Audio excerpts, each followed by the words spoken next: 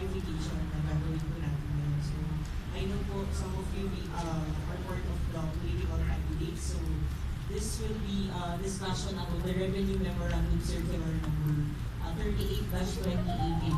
So, yung RMC po na to, it reiterates yung guidelines natin in the registration, updates, and other compliance requirements of the candidates, political parties, the party list groups, and campaign contributors. So lahat po tayo, meron tayong obligation, okay, to register kay BIR. And yung mga taxes din po na dapat bayaran. I think yun po yung medyo hindi na nagkakaintindihan. Kasi yung iba sa inyo, new candidates, siguro yung mga old candidates na hindi nila kasi before pa po, meron na talaga siya. This is just reiteration kasi. So, yung RNC na ito, nilabas siya noong May 2018.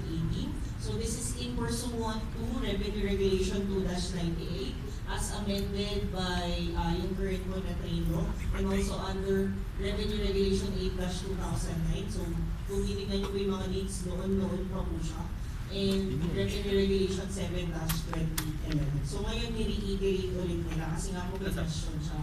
So these are the topics inside Revenue Memorandum Circular 38-2018. Number 1 is yung registration nga po. Number 2 is yung annual registration fee, which is the 500 pesos po na pinag-question po, no? And then the registration of books. Number 4 is the receipts, yung regarding sa receipts, and then yung withholding taxes, which is the 5% kung maaalala niyo po.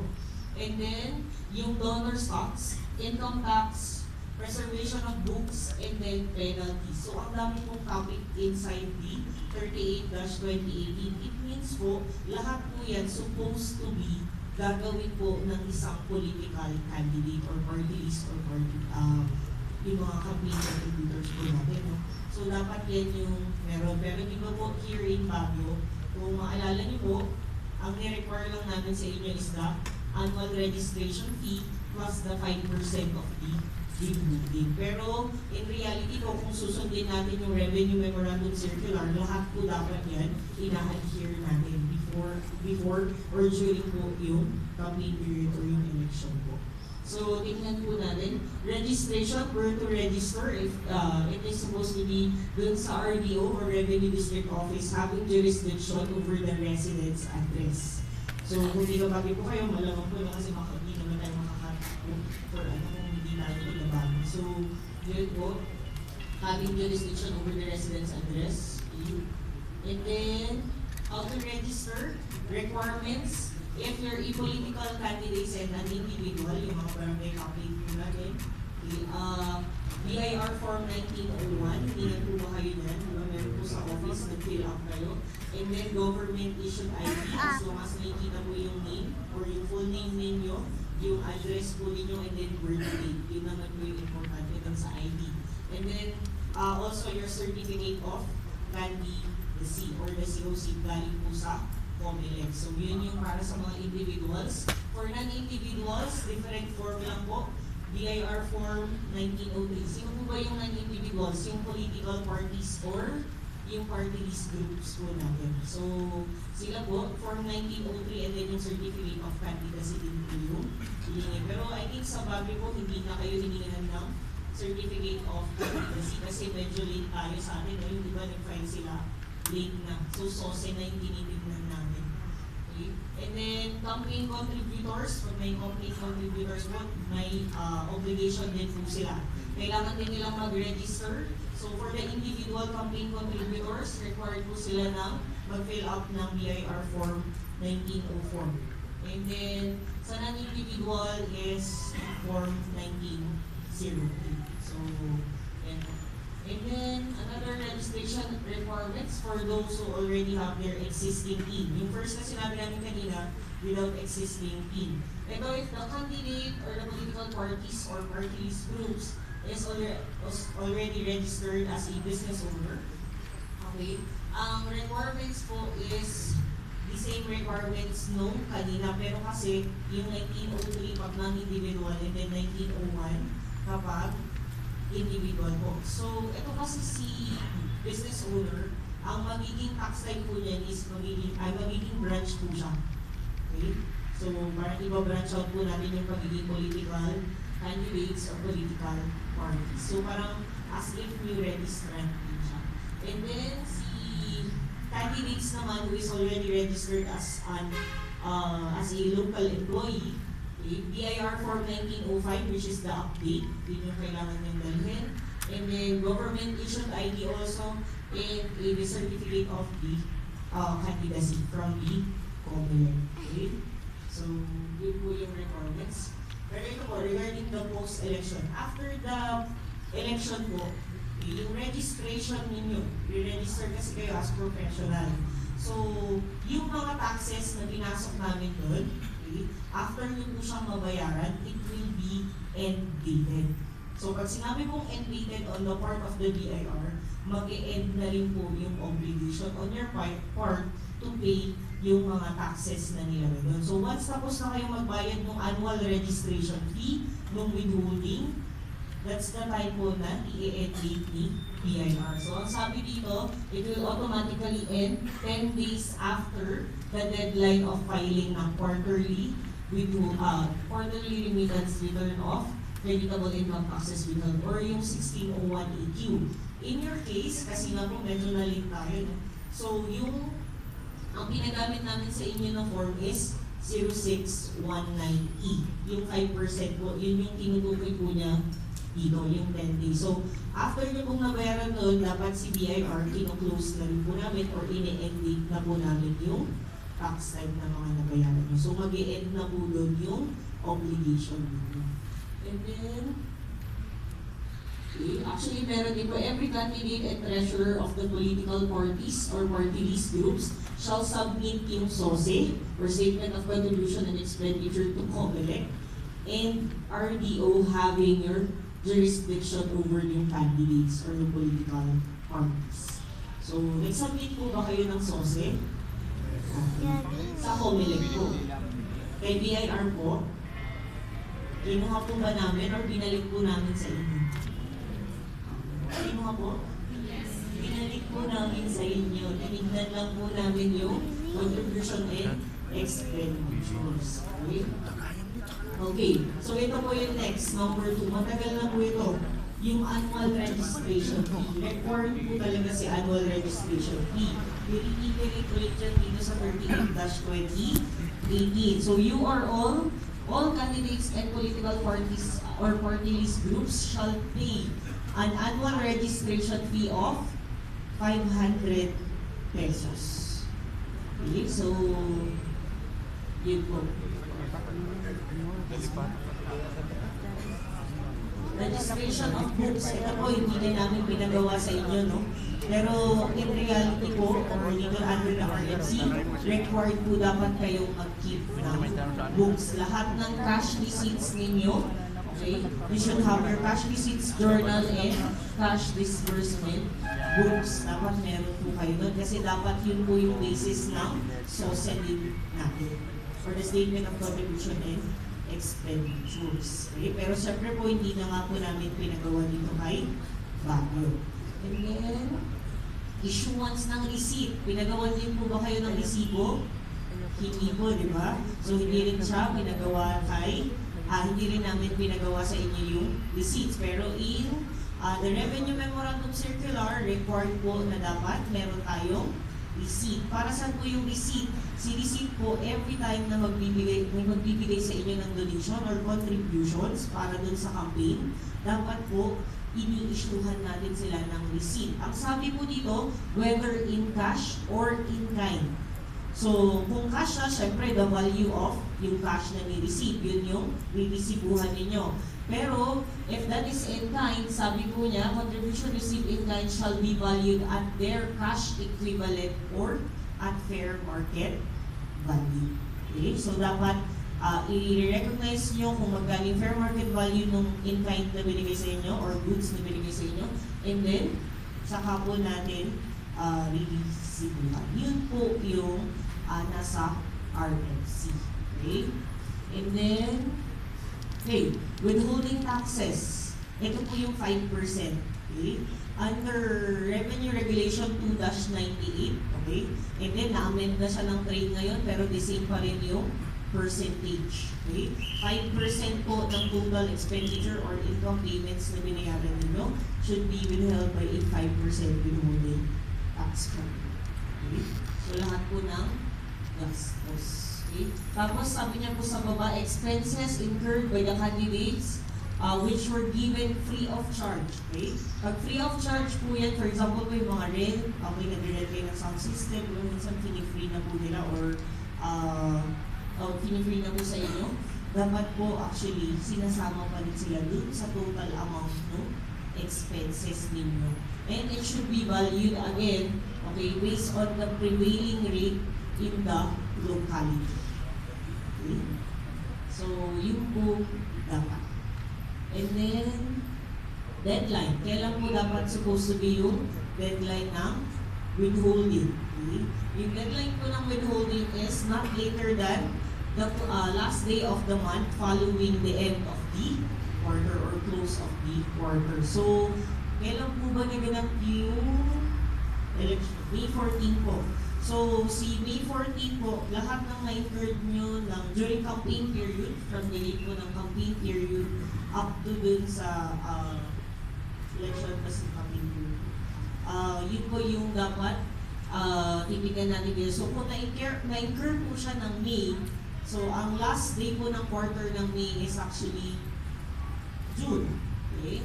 So sabi niya, not later than the last day of the following month. So yung next month after June is July. So hanggang July 31. Okay? So dapat nag-file tayo ng 1601 EQ or yung 06190 hanggang July 31. So kung may na-penalize po dito after July 31, okay? May penalty po kasi talaga after dun sa June. Okay? So, yun po siya. And then, okay, ito po, hindi na rin natin pinapagawa sa inyo yung additional information return. Pero sa RMC, meron din po siya. The quarterly alpha list of payees. Meron po kaming data entry list or system wherein ipapasok ninyo doon kung sino yung mga supplier po ninyo ng goods or services. Kung sino yung mga winidholdan ninyo ng expenses ninyo. Pero through email, through that data entry list or through that system po, after nun may ma-generate kayo and then isi-send sa e-submission at bir.gov.ph. So yun po siya supposed to be, pero hindi po ulit pinagawa sa inyo. Tama po ba? May gumawa po ba ng quarterly alpha list sa inyo? Okay, wala din po. So, pinagbibigyan po namin kayo doon sa part na yun. And then, meron pa din pong another requirements in which I think hindi rin po ulit ipapagawa sa inyo. Yung BIR Form 1604E. So, si 1604E, this is actually yung summary na withheld na taxes during the year. Since may na-withheld ka during the year, the next year dapat nagpa-file ka ng BIR Form 1604E. So, it is together with your SOSE na duly received by the COMELEC. Ang due date nito is on or before March 1 of the following year. So, yun po siya. And then, isa pa po, paano po pag meron kayong contributions na hindi na-utilize or hindi nagamit during the campaign? So may na-receive kayo ng mga donation na hindi nagamit during the campaign, magiging part po yun ng taxable income na dapat i-declare nyo sa income tax return. Yun po siya dapat. Okay? Tapos ito po, lahat ng donation na na-utilize will be exempt from donor's tax. May donor's tax po kasi tayo sinasabi.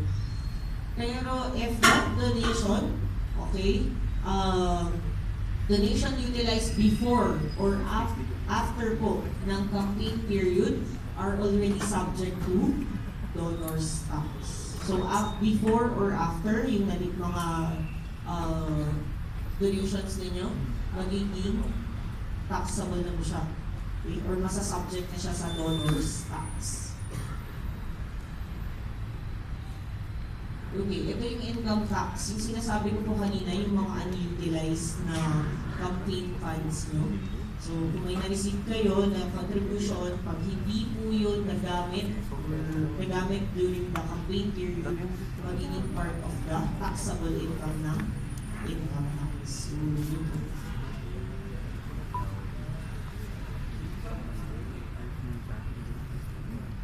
Okay, tapos isa pa po, di ba kanina pinag-usapan po natin, yung books, di ba, required kayo. So, dapat yung books na yon, yung books po na yon, i-preserve siya for at least 3 years. Okay? So, from the close of the taxable year during the election was 10. So, itatago niyo po dapat yung books. Meron din nga po namin pinagawa yung books. And then, syempre po, still penalties will apply kung after kayo nung mga deadlines. So yun po, i-reiterate lang po namin yung nasa RMC 38-2018. Just yung question. Okay, thank you very much. Ma'am, may I shoot the first question ng mga bata yun, para lang ninyo. Ma'am, right after the election, we were obliged to pay yung 500. So, clear lang natin. So, yung 500 is for the registration pala yun. Registration fee. And it's hindi ako sa mura ng circular. So, ibig sabihin, lahat ng tumakbo, lahat ng nag-file ng candidacy, either nanalo, natalo, nag-withdraw, or hindi. Ay, yung tinanggap lang. Basta ko tinanggap yung certificate of candidacy dito. So, that is automatic 500 pesos. Automatic 500 pesos yun. Yes. And then, on top of that, is yung sinasabi mo yung explain mo na halimbawa yung mga 5% yun. Yes. So kung halimbawa, nag-declare siya doon sa SOSIC, may SOSIC kami pinigilaban. Actually, ang first na punta namin sa Comelec. So, yung iba, anyway, it's sa parang election, yung iba, konti lang, so halimbawa, 1,500. So yun, submit namin sa Comelec, yung isang copy kasi pumunta kami sa Comelec. Sa bangko, magbabayad agad ng 500 pesos plus yung percentage. 5% of the total amount. 5% of the total expenses. Kung halimbawa, zero expenses kasi iba siya, kung sa pagbayaran lang niya, 500. So that is the reason so meron pa namin memorandum circular. Yung revenue memorandum circular din po, yung kung kailan kayo mag-file, dapat po, after filing ninyo ng certificate of candidacy, dapat nag-register na po kayo kay BIR. And then yung withholding will come after na nung election po or kung kailan po siya na-incur. Kasi ma'am, ang parang nag-create ng confusion is that yung 500 na yun pala ang registration. Ang kakalan ng iba, yun yung mandatory na bayaran namin dahil sa expenses. So, ibig sabihin, 500 is a mandatory that we have to pay basta nag-file ka ng CUC mo. And then the 5%, yun na yung ipatong dun sa expenses mo. Yes. Okay, last ko na lang. Actually, clarification lang po. Yung 5%, hindi po siya ipapatong doon sa expenses. So, if si supplier, let's say for example, si supplier po ng, kunyari, nag-rent kayo ng isang place para mag-kampanya po, no? So, let's say 5,000 yung binastos po ninyo doon.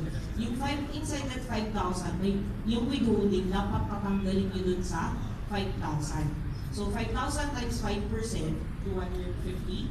So, yung 250 na yun, i-remit nyo kay BIR, and then babawasan nyo ng 250 pesos yung para kay supplier. So, si supplier no, or nirentahan ninyo, dapat ang marireceive na lang niya is for 750. But, meron po yung kasama, yung Form 2307. Mag-fill up kayo ng Form 2307, okay, yung 250 isusulat mo siya doon. Kasi parang yun na yung kapartner po yung niremit nyo kay BIR. So, ganun po siya. Hindi po siya on top of the expenses. Nandun po siya sa loob ng expense. Sorry. Anyway, sa amin naman, okay na sa amin yan, halos na hindi na namin 500. Ito na lang yung, kailan ba yung last payment sana ng 500 pesos na yun? Yung 500 po, dapat after filing ninyo ng candidacy, 30 days po from the date of that filing ng candidacy.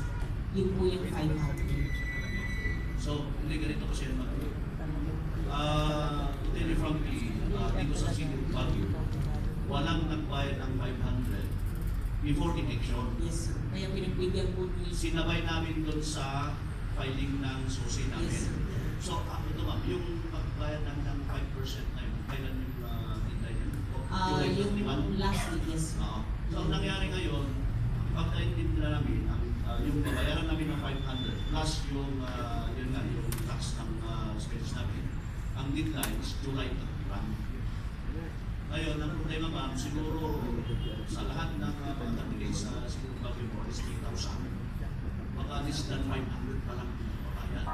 Kaya ang actually, ang gusto nga namin hingin, I hope you can relate to the regional victim or you can decide for yourselves na pwede bang i-extend natin yung pagbayad namin by 3 months or more. Kasi natay kami amoy mas mandatory, we have to pay kayang day. But the problema lang kasi man, nung meron nang nagbayad after the deadline, nag-compute daw sila sa bangko ba, sa BIR, almost double, ano ba? Magwa 1,000 na. So yun actually ang main issue namin ngayon na okay, number one, okay na kami doon sa babayaran namin kasi na sa batas naman yun. Ang sa amin lang ang ilan namin ma'am is pwede bang extend natin? I think, sir, I think pwede po kayo sumulat ng letter kay Regional Director. And since Baguio naman po yung pinag-uusapan natin, i-attention niyo na rin po si Revenue District Officer, si Attorney Reynolds po, para tanggalin po niya yung penalty or kasi wala din naman kami authority. Actually, yung authority po kung tanggalin yung penalty sa Assistant Commissioner, pero they are delegated naman yung Kasi ganito lang naman ma'am, ang dami ng mga humingi ng mga favor. Well, hindi naman pag-uwian but like sa mga transport group, sa palengke, sa mga disiplina, sa mga iba. So, kung pagbigyan natin, ito naman ang pagbigyan ng mga barangay officials for the sake of that 500. So, yun na lang siguro para clear na tayo. Gawa ang Giga, our office will be having a letter sent natin kay Director, having for this si RTO na extend namin. So, ang yung etiquette yung mga bulan. Next year 3 na. months siguro, nasunod mo sa'yo. Next year. Next year lang. Siguro sa Timan. Kadeket, 500 lang, tapno, fred, our purpose yun, is para hindi tayo mapinalty kasi kubli. Baka nonis man man, trip-free, siyempre, kung mga kato nila, kung may bayan. So, is it okay to the body na what? Today is the 1 to 1 December. End of December, na lang. Okay, sa Ramos. So, okay, yun lang ang gawin namin. Now, may mga katanungan lang. Dadalaman din, sige. So, we start with Ma'am Ems, and then si Kapitana, and then si Kagawad. Makikita mo sa BIA ang pag-uwas namin. Basta rin dito dyan. Good afternoon po, I'm Orly from Rosalie Parker. Itanong ko lang po kasi meron mo kanina nakalagay na annual fee. Aside from the registration fee, may annual fee po tayo. Ngayon po, sa 3 years po na nakaupo ang barangay officials, nagbabayad po ba ng 3 year, every year na 500 din? verify ko pa yung annual na sinasabi na annual fee that is already the registration fee. Okay po. Kasi po ang nakalagay is annual fee and registration fee. So parang nalito lang po ako. Ewan ko Annual sa iba. registration fee po yan. Opo. Ang annual and registration fee. Annual registration fee. Opo.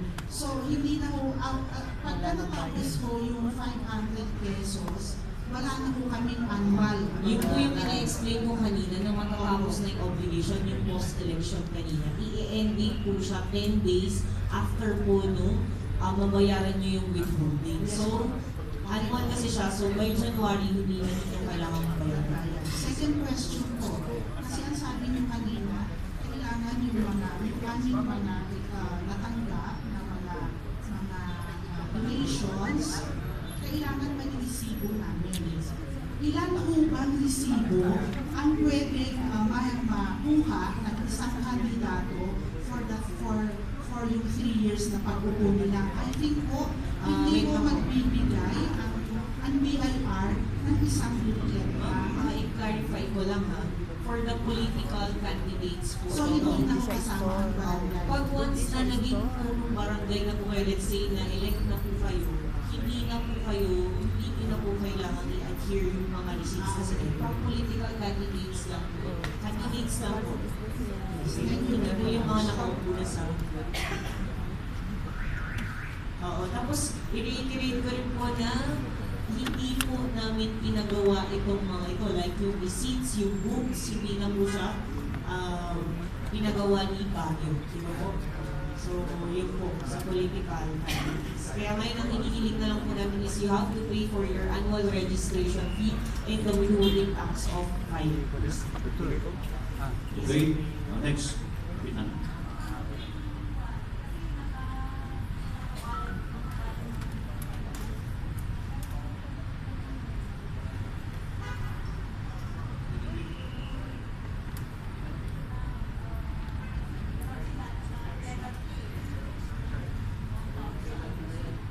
Napenalty na po kayo ng 1,000. Yun nga po, hihilingin kasi ni Sir yun kay regional director. So, yun po yung kakausapin ni Sir. Pero kung nabayaran nyo na, hindi na rin po kasi siya retroactive. So, whatever it is na magiging result po, Alis ko kayo gamin nga nagbayad eh. Anyway, we will include that in our letter na ipagkatayo ang considering nga nagbayad tayo at nakuha tayo, na-extend tayo, siguro tax refund o tax credit siguro. Di ba? Pwede yun. yan natin sir, paano kung sasabihin ni Director with regards sa... Anyway, we will do that. I-select natin. Oh, next, ikaw. Magkawad. Magkawad, Reyes.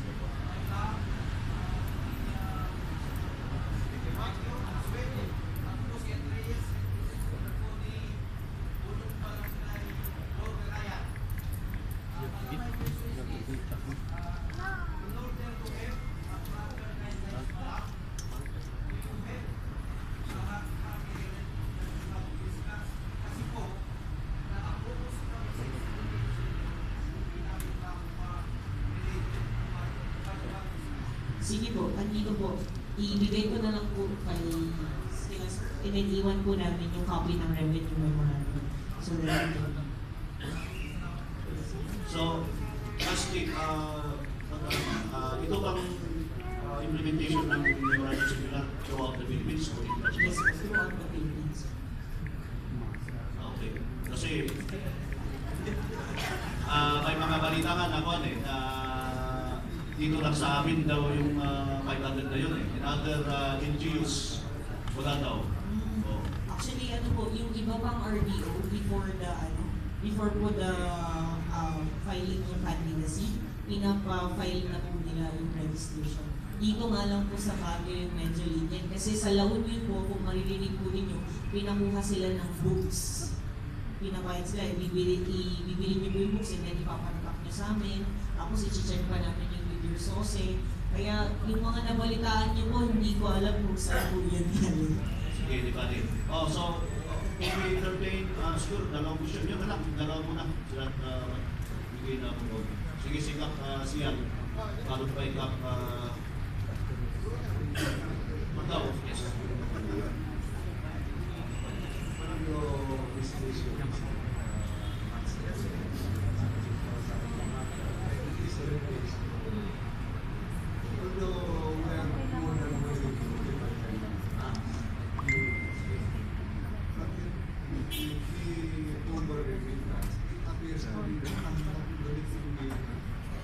Especially overpayments. Kaya mahirap parang When you say overpayment, sir, are we talking about the withholding taxes ng mga It might be so. Sir, with regards naman dyan, kung nakita niyo po na overpayment na kayo, let's say last month po nakita niyo na overpayment kayo, may amended return naman po tayo. Pwede niyo pong palitan yung return, and then kung mag-negative po yun, the next month, you can apply po yung overpayment. So pwede po yun. Depende, opo. Pag mag-overpayment po kayo, punta kayo kay BIR, magtanong po kayo kung paano natin aayusin. Kasi with regards po dun sa ibabalik sa inyo yung mismo cash, hindi po namin magagawa yun. But we can go po dun sa pag-claim na tax credit on the next month. So parang nabawi nyo rin po.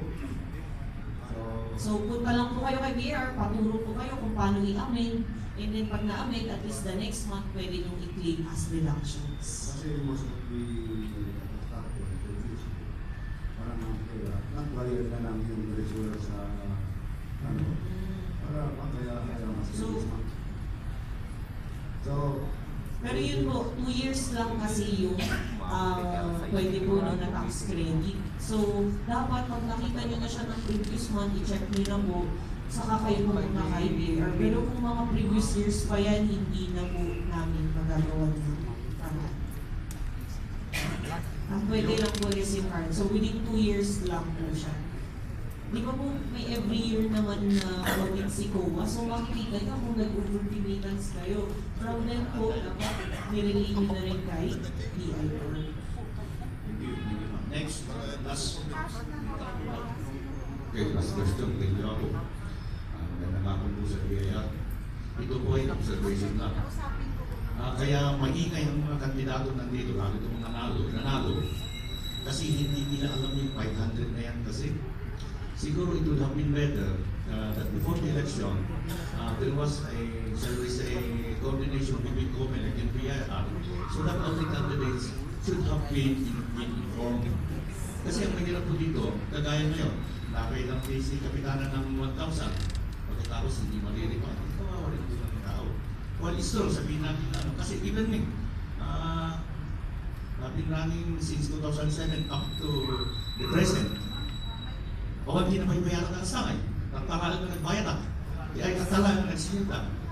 Meaning to say that, talagang hanggang inform. Hindi ko inform ito mga candidates. And I believe that should be part also of the information dissemination of BIR being the collecting agency. Thank you. With regards po dyan, no? I think tama naman kayo between us na COMELEC. Tapos, we'll try to go there. Actually, kasi alam niyo rin naman po na yung mga taxpayer natin, madami po sila. Hindi na rin po ako magrarason, pero ito po as taxpayers or ano, it is also your obligation po to check kung ano man yung mga obligations din ninyo as ano po, citizen natin. So yes po, siguro nagkulang din po kami din sa part na hindi namin in-inform si COMELEC na in-inform kayo na dapat mag-register po kayo BIR. So, pero actually po nung matagal na po talaga yung kaya nga po regulation. Yung RR 2-1998 pa lang sir, meron Regarding the 500 registration, yung sa revenue regulation po ng yung 500 registration, yung first kailan yun? yung 8-2009. 2009. Yes po.